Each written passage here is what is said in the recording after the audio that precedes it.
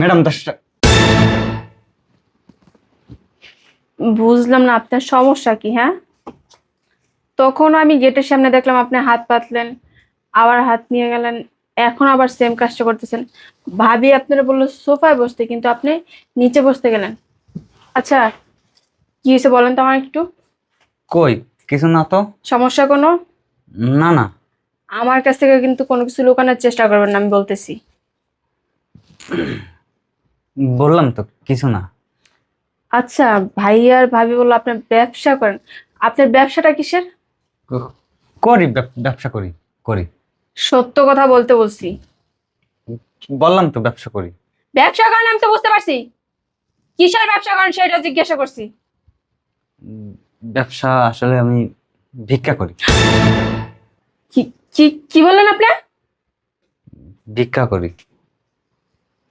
আপনি ভিখারির বাচ্চা, তোর সাহস কত বড়! তুই আমার বাসায় আসছো আমার বিয়ে করার জন্য? তুই জানোস আমি তোর কি করতে পারি আর না পারি? দেখেন আমার কোনো দোষ নেই। আপনার ভাই আর ভাবি তো আমাকে আপনার সাথে বিয়ে দিছে জোর করে। আরো 2 লাখ টাকার অফারও করছে। দেখেন আমি ভিক্ষুক মানুষ, 2 লাখ টাকার জন্য আমি আপনাকে বিয়ে করছি। আমার ঘরে আমার যে সৎ বোনটা আছে না, ওরে এই ভিক্ষুকের লগে বিয়ে দেবো, তাহলে আমার মনের জ্বালাটা মিটবে। কি তুমি ভাইবা চিন্তা বলতেছো তো? হ্যাঁ, আমি যা বলতেছি খুব ভালো করে ভেবে চিনতে তারপর আমি এই সিদ্ধান্তটা নিচ্ছি। আচ্ছা ঠিক আছে। স্যার স্যার আরে স্যার, আল্লাহ রাস্তা আমাকে কিছু সাহায্য করুন। এইভাবে পাও ধরতেছো কেন? আমি না সকালে তো কিছুই খাই নাই। পা ছেড়ে দাও। স্যার দেন না। আরে পা ছাড়, আমি দিচ্ছি। কি অবস্থা, রাস্তা পথে বের হলেই ভিক্ষুক আর ভিক্ষুক, এদের যন্ত্রণা একটা পা ভালো করে ফেলান যায় না। তোর কাছে 100 টাকা খুচরা আছে? না স্যার, আমার কাছে তো 100 টাকা ভাঙতি নাই।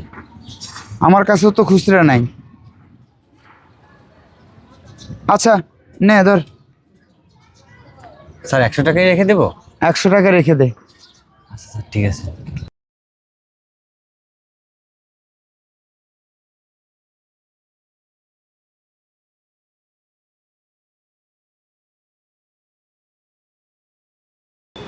সাথী দাঁড়াও, আরে দাঁড়াও না। শোনো, দাঁড়াও। হ্যাঁ বলো। ওই ভিক্ষুকটা দেখছো, সুন্দর না? ভিক্ষুক সুন্দর হোক কালা হোক তোমার সমস্যা কি? আরে বাবা দরকার আছে, সুন্দর কিনা তুমি তাই বলো। হ্যাঁ আছে মোটামুটি।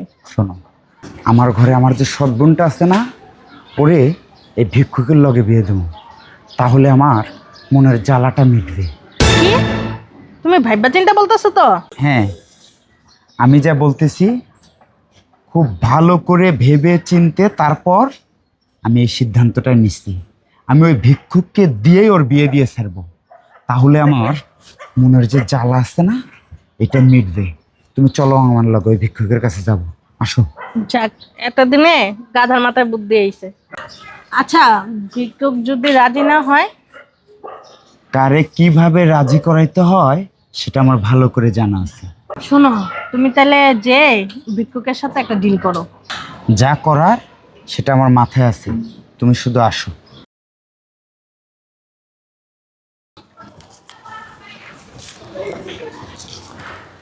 এই, জি স্যার। তুমি কি বিয়ে শাদী করছো? না স্যার, আমি এখনো বিয়ে করিনি। বিয়ে করবা? স্যার না, আমি কোনো বিয়ে শাদী করবো না। কেন, কি সমস্যা?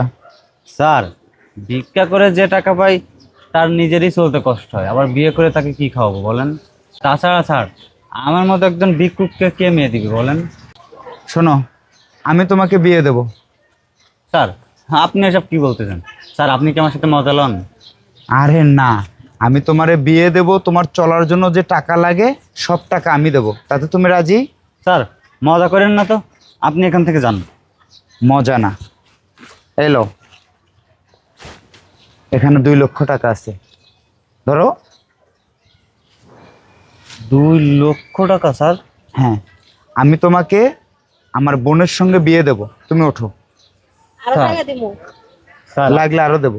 আপনি আমার সাথে মজা করতেছেন তাই না? আমি সিরিয়াস বলতেছি, তুমি ওঠো, লাগলে তোমাকে আরো টাকা দেবো, আমি তোমাকে আমার বোনের সঙ্গে বিয়ে দেবো। স্যার আপনার বোন কি সুন্দর। এই ভিক্ষুকের বাচ্চা, মেয়ে কালা হোক সুন্দর হোক তোর কি? হ্যাঁ, তোর কপালে যে মেয়ে জুটতেছে এটাই তোর কপাল। স্যার কিন্তু আপনার বোনের সাথে আমার কেন বিয়ে দিবেন?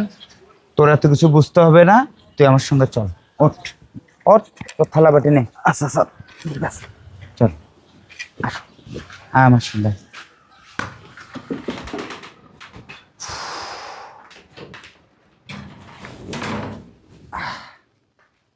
আপনটা কই ডাক দাও। আখি, আখি।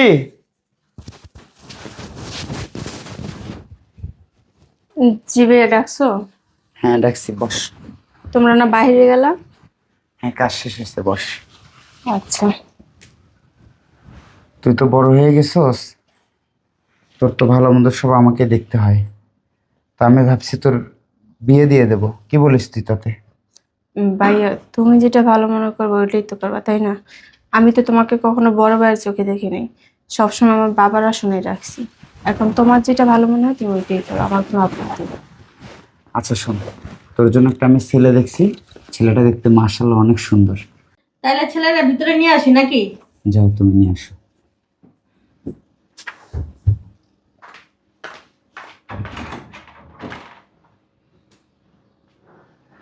আসো ভিতরে। ছেলে দেখছিস? মাশাআল্লাহ অনেক সুন্দর, একদম নায়কের মতো চেহারা। বসো, তুমি বসো। বসো, এখানে বসো। কি কিছু বলবি তো? ভাইয়া তোমার পছন্দ হইলে হবে। যা বলার তা কি বলেই দিছে, তুমি এত নাকামি করতেছো কে বুঝলাম না। তুমি যাও, ছেলে নিয়ে যাও, যে কেনাকাটা করে নিয়ে এসো, আর কাজেও নিয়ে এসো, আজকেই বিয়ে হবে আর আমি আখিরি রেডি করতেছি। এই যে ছেলে কিন্তু ব্যবসায়ী, এর চেয়ে ভালো ছেলে আমরা আর পাবো না। আচ্ছা ঠিক আছে।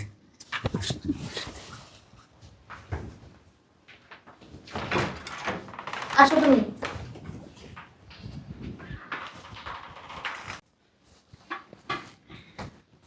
এই যে এটা তোমার রুম, আর এই যে তোমার বউ, তোমার বাসর করো।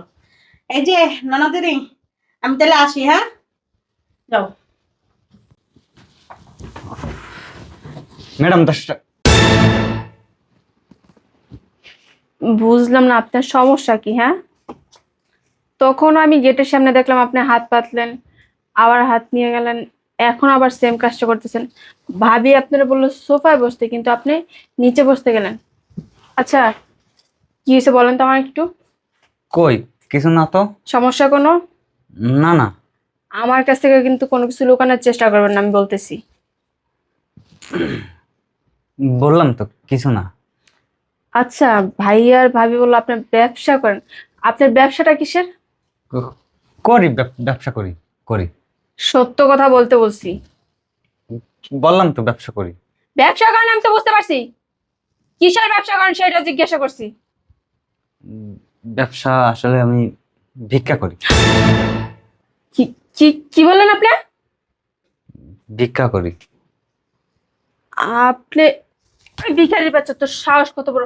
তুই আমার বাসায় আসছো আমার বিয়ে করার জন্য? তুই জানোস আমি তোর কি করতে পারি আর না পারি? দেখেন আমার কোনো দোষ নেই, আপনার ভাই আর ভাবি তো আমাকে আপনার সাথে বিয়ে দিছে জোর করে, আরো 2 লাখ টাকার অফারও করছে। দেখেন আমি ভিক্ষুক মানুষ, 2 লাখ টাকার জন্য আমি আপনাকে বিয়ে করছি। ভাইয়া ভাবে এই কাজটা করছে না, আমি দেখাইতেছি মজা। বাসর করবেন না? বাসর তোর জাগা মতো দিব, শয়তানের বাচ্চা, ভিখারির বাচ্চা।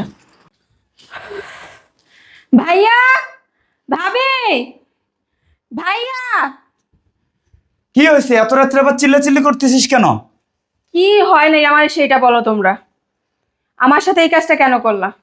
কি করছিস? বাসর বাদ দিয়া তুমি এই কাজ সেই কাজ, তোমার তো আজকে বাসর না, যাও ঘরে যাও। তুমি বাসর রাখো। আমাকে যার কাছে বিয়ে দিছো সে কি করে?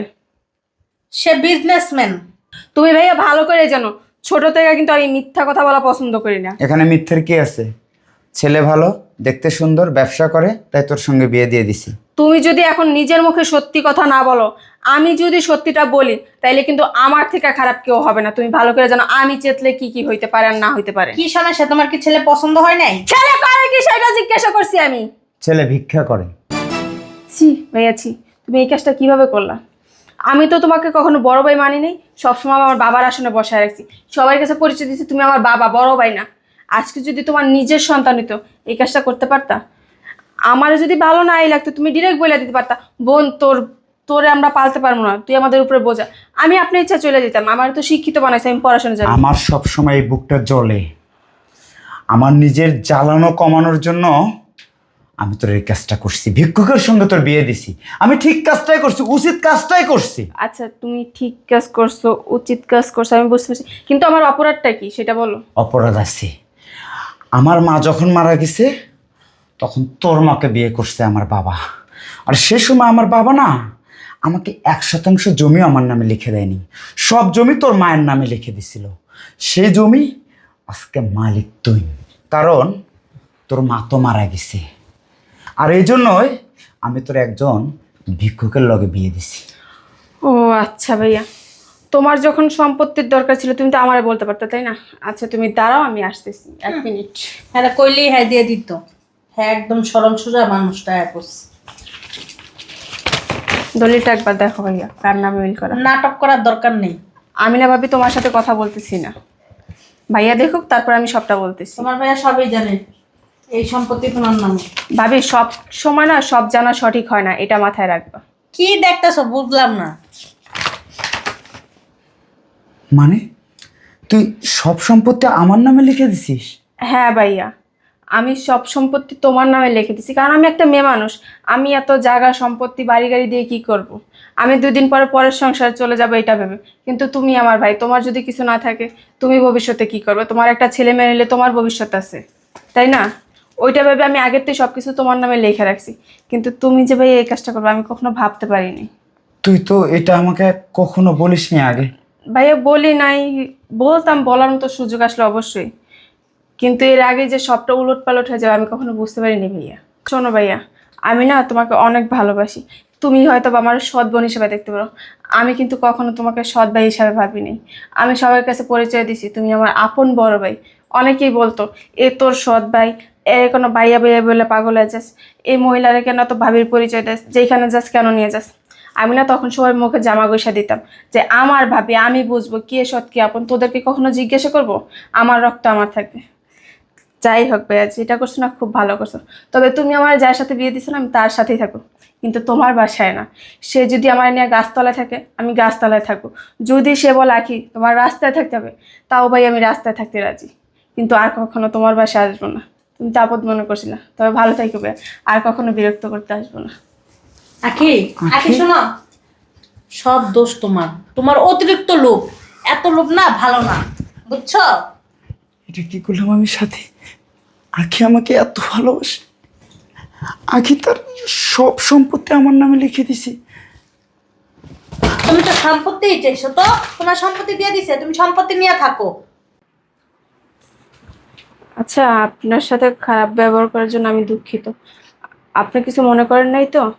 না না, আমি কিছু মনে করিনি। দেখেন হঠাৎ করে একটা কথা বলছেন, এটা না আমি মাইনা নিতে পারি নাই যে আমার ভাইয়া ভাবি আমার সাথে এই কাজটা করবে। জন্ম মৃত্যু বিয়ে এটা তো আল্লাহর হাতেই। আপনার সাথে আমার বিয়ে লেখা ছিল, এই কারণেই হয়েছে। তবে একটা কথা কি জানেন, বিয়ের পর কিন্তু মেয়েদের স্বামীর ঘরে সব। আমি চাই না যে আমার ভাইয়ার বা স্বামী থাকি। আপনি যদি আমার নিয়ে রাস্তায় থাকেন আমি রাস্তায় থাকবো, যদি বলেন না গাছতলায় থাকতে হবে গাছতলায় থাকবো, কিন্তু এই বাসায় না, চলেন। ঠিক আছে, চলো।